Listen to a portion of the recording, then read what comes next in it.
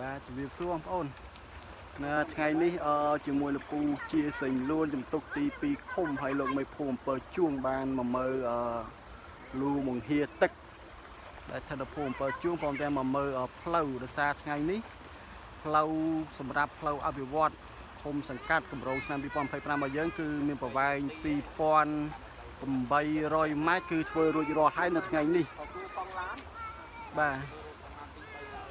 គឺធ្វើរួចរាល់ហើយគឺឆ្នាំនេះយើងបានចំនួន2800ម៉ែត្រព្រមទាំងលូដាក់លូ7កន្លែងលូបង្ហៀទឹក5ម៉ែត្រគុណនឹង50ម៉ែត្រនៅភូមិ7ជួងរួចរាល់អញ្ចឹងបងប្អូនគឺឆ្នាំនេះយើងធ្វើរួចរាល់ហើយសម្រាប់អភិវឌ្ឍភូមិសង្កាត់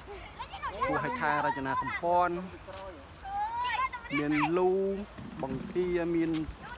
លូប្រអប់បាទគឺយើងធ្វើរួចរាល់ហើយគឺសកម្មភាពបងប្អូនលូហើយលូវិហារទឹកនេះមានក្មេងៗមកលេងទឹកគឺស្អាតបងប្អូនយើងមានទឹកគឺស្អាតមានកន្លែងក្មេងៗមកលេងទឹកនេះបានមកលេងទឹកសប្បាយចំណែកខាងនេះគឺខាងក្រោមលូបង្ហៀបងប្អូនមើល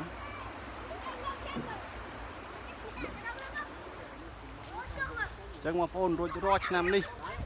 ផ្លូវ2800ម៉ែត្រលូ7កន្លែងលូវិហារ1រួចរាល់